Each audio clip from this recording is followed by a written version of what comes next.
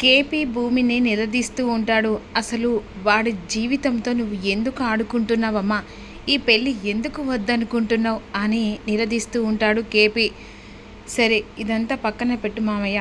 అసలు నువ్వు శారదత్తయ్యతో విడాకులు ఎందుకు తీసుకోవాలని నిర్ణయించుకున్నావు అని భూమి అడిగిన ప్రశ్నకి కేపీ వెనుక ముందు ఆలోచిస్తూ ఉంటాడు. ఇక అది నా తలరాత అలా రాసి పెట్టింది కాబట్టి అలా జరుగుతుందమ్మా. దాన్ని ఎవరు మార్చలేరు.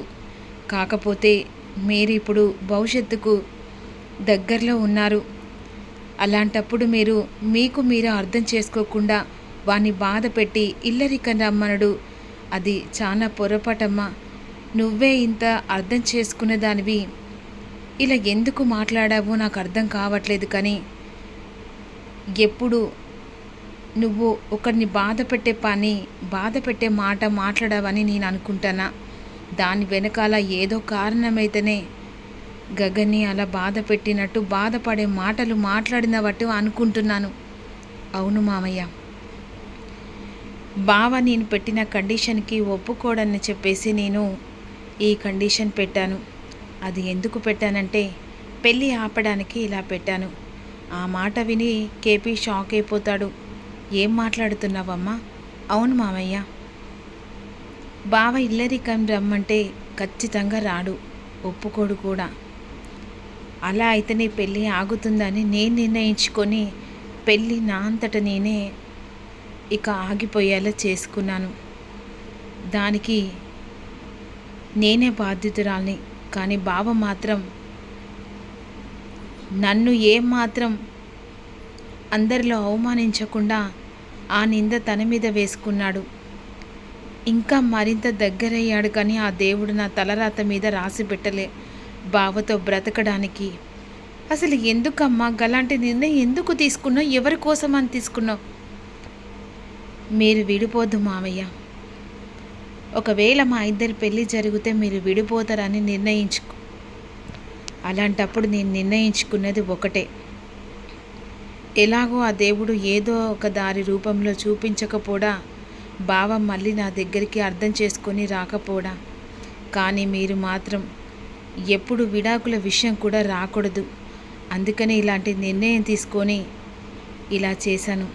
ఒక రకంగా చెప్పాలంటే విడాకుల పేపర్ కూడా నేనే కాల్ చేశాను. శారదతేను ఇక్కడ నుంచి బాధ పెట్టద్దని ఆ ఇంట్లో నేను కోడలుగా అడుగుపెట్టినా మీతో కూడా హ్యాపీగా ఉండాలని ఆలోచించి ఇదంతా చేశాను. అమ్మ భూమి, అవును మామయ్య, నేను చేసింది తప్పో ఒప్పో నాకు తెలియదు. కానీ నేను ఒకరికి నా వల్ల బాధపడొద్దని చెప్పేసి ఇలాంటి నిర్ణయం తీసుకున్నాను అనేసరికి ఇక ఒక్కసారి షాక్ అయిపోతాడు కేపీ. భూమి చాలా బాధపడుతూ ఉంటుంది. ఈలోపు నక్షత్ర వస్తుంది. ఏంటి భూమి, ఎందుకు అంత దీర్ఘంగా ఆలోచిస్తున్నావు? గగన్ బావ గురించా? ఇక గగన్ బావ గురించి అంటే నువ్వు మర్చిపో. ఇక నుంచి గగన్ బావ గురించి నేను చూసుకుంటాను. ఏంటి అలా ఎలా అంటుందని చెప్పేసి ఆశ్చర్యంగా పోతున్నావా? ఎందుకంటే చెర్రీతో నీ పెళ్ళి ఫిక్స్ అయిపోయింది. చెర్రీ మాత్రం చాలా మంచోడు. ఇక చెర్రీతో ఇంట్లో వాళ్ళు పెళ్ళి ఫిక్స్ చేసిన తర్వాత నువ్వు ఇక నుంచి చెర్రీ గురించి ఆలోచించాలి. బావ గురించి అంటావా? ఇక నేను త్వరలోనే బావను పెళ్లి చేసుకుంటాను. బావ గురించి నేను ఆలోచించడానికి ఉన్నాను. కానీ నువ్వు మాత్రం బావను మర్చిపోయి చెర్రీతో హ్యాపీగా లైఫ్ని ఎంజాయ్ చేయి అనే విధంగా నక్షత్ర మాటలకు భూమి కోపంగా చూస్తూ ఉంటుంది. గగన్ బావ స్మార్ట్ అంత కాకపోయినా చెర్రీ మాత్రం చాలా మంచోడు భూమి.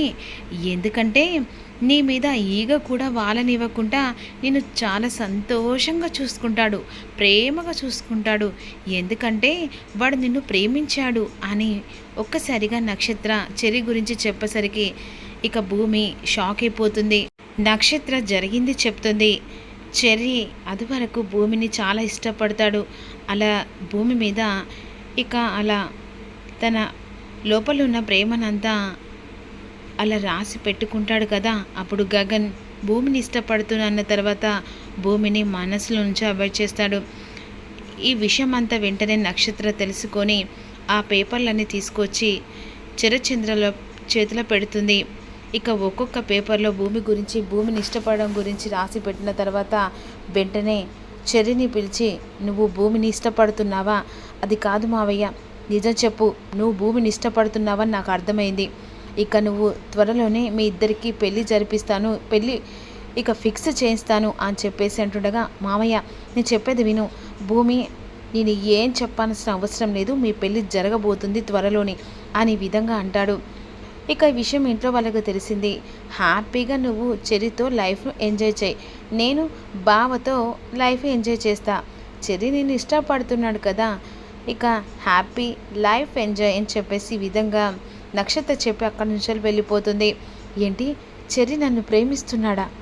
చెర్రీ ఎప్పుడు నాకు ఈ విషయం చెప్పలేదు కదా, దేవుడా అసలు ఏం జరుగుతుంది అని చెప్పేసి ఇక భూమి ఏడుస్తుండగా అక్కడ చెర్రీ మాత్రం కూడా ఏడుస్తూ ఉంటాడు. ఎందుకంటే ఒకప్పుడు భూమిని ఇష్టపడ్డాడు, కానీ భూమి మాత్రం గగన్ ఇష్టపడి గగన్ ఒకరికొకరు ఇష్టపడుతున్నారని తెలిసిన తర్వాత ఇక అప్పుడే భూమి స్థానం నుంచి వెంటనే ప్రేమ విషయంని కప్పిపెట్టుకుంటాడు. ఈలోపు ఇక పెళ్ళి ఫిక్స్ అయిన తర్వాత వెంటనే శరత్చంద్ర కావాలని చెప్పేసి గగన్ ఇంటికి వెళ్తాడు. గగన్, అరే గగన్గా అని చెప్పేసి పిలుస్తూ ఉండగా ఈలోపు గగన్ వాళ్ళు ఇక హాల్లో కూర్చుంటారు. అదే సమయానికి ఎవరు అని చెప్పేసి శారద బయటకు వస్తుంది. ఒక్కసారిగా శరత్చంద్రని చూసి షాక్ అయిపోతుంది.